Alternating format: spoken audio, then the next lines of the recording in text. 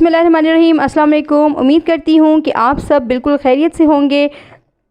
आज की वीडियो, आज का लेक्चर बहुत ही इंटरेस्टिंग है। इंटरेस्टिंग इसलिए है क्योंकि आज के इस लेक्चर में मैथमेटिक्स का ड्राइड या टॉपिक शामिल नहीं है, बल्कि एक साइंस का छोटा सा लेक्चर है, जहां पर मैंने इस प्रोजेक्ट के ज़रिए ह्यूमन बॉडी कंपोजिशन और उसके सिस्टम्स को डिटेल में समझाऊंगी।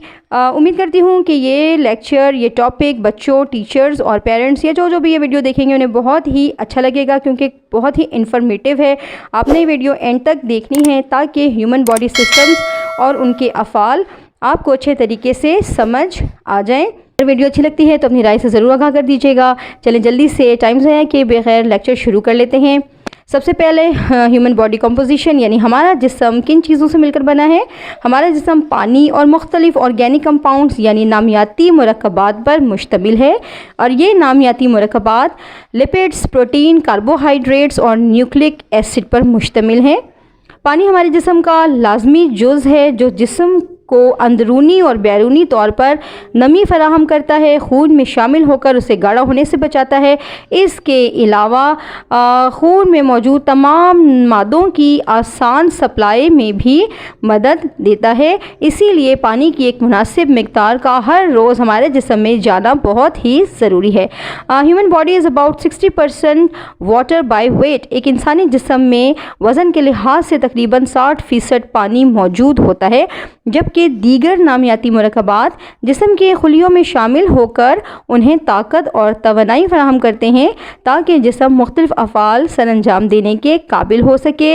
लिपिड्स हमारे जिस्म में मौजूद चिकनाई या फैट्स को कहते हैं। वैसे तो चिकनाई जिस्म के लिए बहुत ही नुकसानदेह है, लेकिन फैट्स या लिपिड्स की एक मुनासिब मिकदार का जिस्म में होना बहुत ज़रूरी है, क्योंकि ये खुलियों की बैरूनी तह बन जाती है, उसकी हिफाजत करती है। इसके अलावा जिस्म को ताकत और तवानाई भी फराहम करती है। प्रोटीन्स हमारे नाखून और बाल कैल्शियम और प्रोटीन से मिलकर बने हुए होते हैं। कार्बोहाइड्रेट्स जिस्म को एनर्जी सेंटर कहते हैं, इसे जिस्म को ताकत फराहम करते हैं।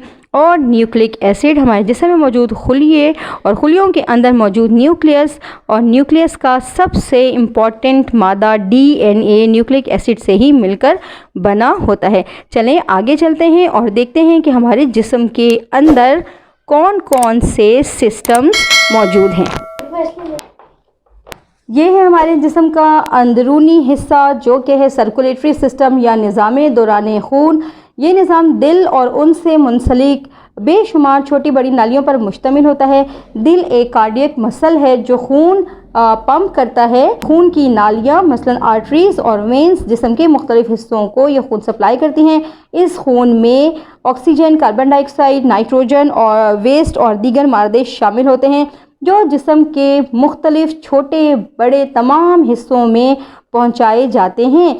खून की ये नालियाँ बड़े ऑर्गन्स और जिस्म के छोटे छोटे तमाम अज़ा तक पहुँचती हैं। दिल से साफ़ खून जिस्म के मुख्तलिफ हिस्सों तक ले जाने वाली नालियों को आर्टरीज़, और मुख्तलिफ हिस्सों से दिल तक गंदा खून पहुँचाने वाली नालियों को वेंस कहते हैं। यहाँ पर इस प्रोजेक्ट में आर्टरीज़ को रेड जबकि वेंस को ब्लू कलर से दिखाया गया है।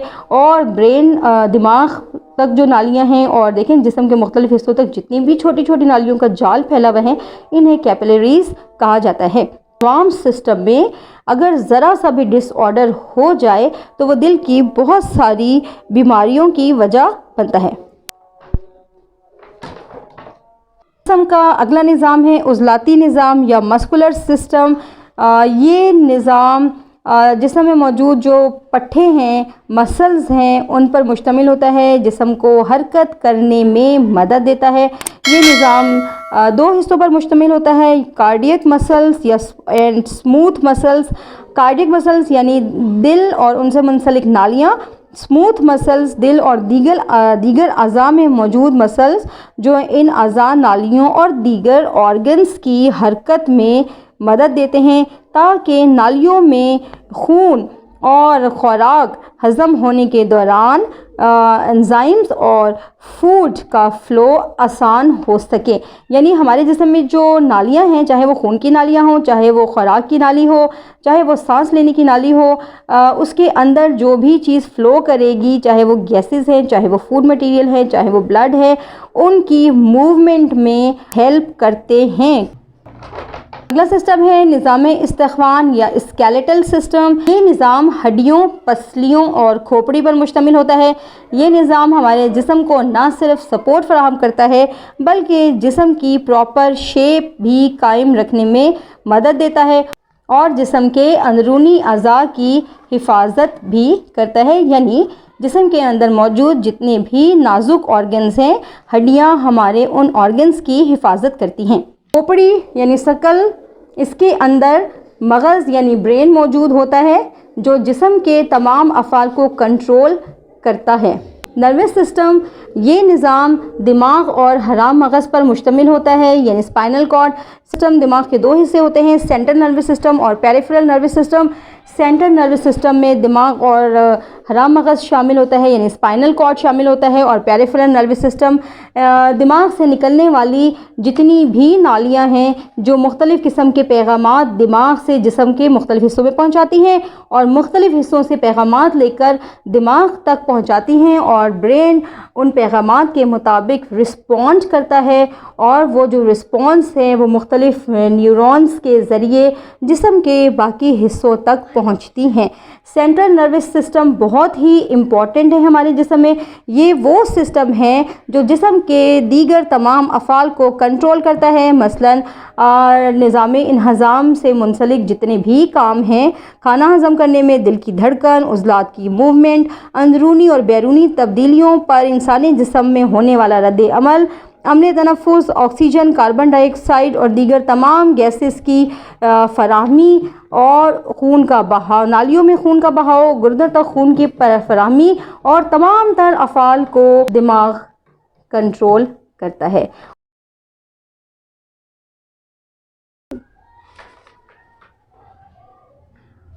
انسانی جسم میں موجود اگلا نظام تنفس یا ریسپیریٹری سسٹم کہلاتا ہے. یہ نظام ناک، سانس کی نالیوں، فیرنکس، لیرنکس، ٹریکیا، برونکس اور لنگز میں موجود برونکائٹس پر مشتمل ہوتا ہے.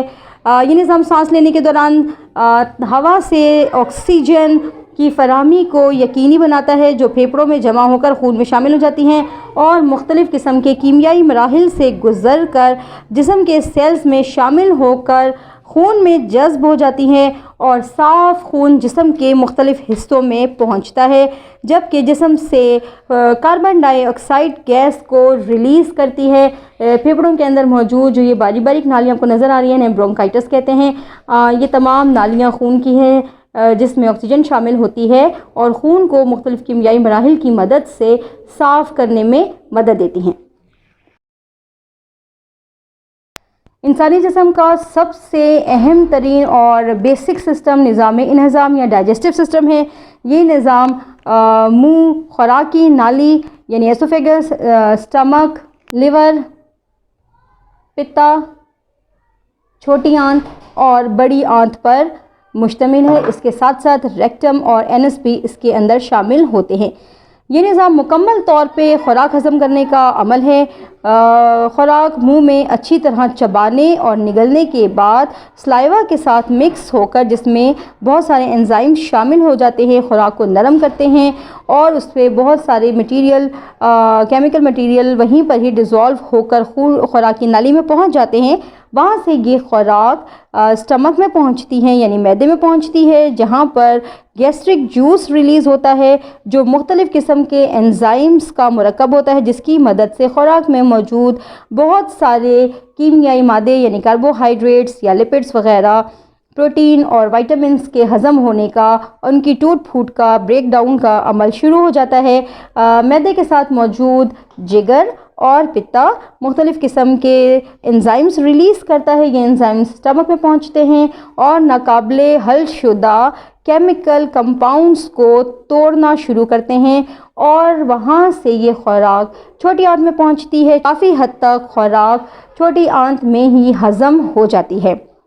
ناقابل ہضم شدہ خوراک چھوٹی آنت سے بڑی آنت میں پہنچتی ہے. یہاں پر یہ مختلف قسم کے چکر لیتے لیتے سالڈ حصہ رہ جاتا ہے اور جتنا بھی خوراک کا لیکوڈ یعنی فلوئڈ والا حصہ ہے وہ خون میں جذب ہو جاتا ہے، جبکہ ناقابل ہضم شدہ خوراک جو ٹھوس شکل میں موجود ہوتی ہے وہ وہاں سے یعنی بڑی آنت سے ہوتے ہوتے وہ ریکٹم میں چلے جاتے ہیں اور وہاں سے انس کے ذریعے جسم سے خارج کر دیے جاتے ہیں.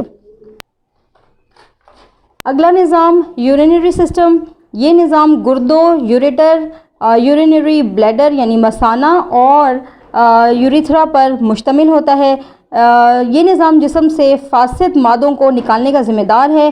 جسم سے تمام مادے خون میں شامل ہو کر گردوں میں پہنچتے ہیں، جہاں مختلف کیمیائی مراحل سے گزرنے کے بعد خون ان تمام فاسد مادوں کو جسم سے فلٹر کر دیتا ہے اور یورین میں تبدیل کر کے مثانے میں بھیج دیتا ہے، جہاں سے تھوڑا تھوڑا کر کے یہ یورین جسم سے باہر خارج کر دیا جاتا ہے. اس کا مطلب یہ ہوا کہ ہمارے گردے ہمارے جسم کے لیے سب سے اہم کام سر انجام دے رہے ہیں.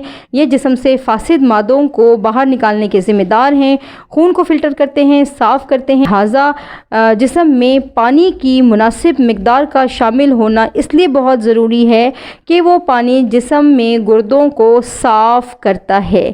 اگر پانی کی مناسب مقدار یہاں تک نہیں پہنچے گی یا انسانی جسم گردوں کی مختلف بیماریوں میں مبتلا ہو جاتا ہے اور گردوں کو صاف کرنے کے لیے ڈائلیسس کا عمل کیا جاتا ہے، جو کہ کافی تکلیف دہ عمل ہے.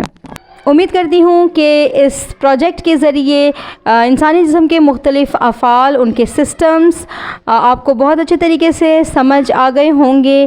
اپنی رائے سے ضرور آگاہ کیجیے گا. نیکسٹ لیکچر تک کے لیے مجھے اجازت دیجیے. اللہ حافظ.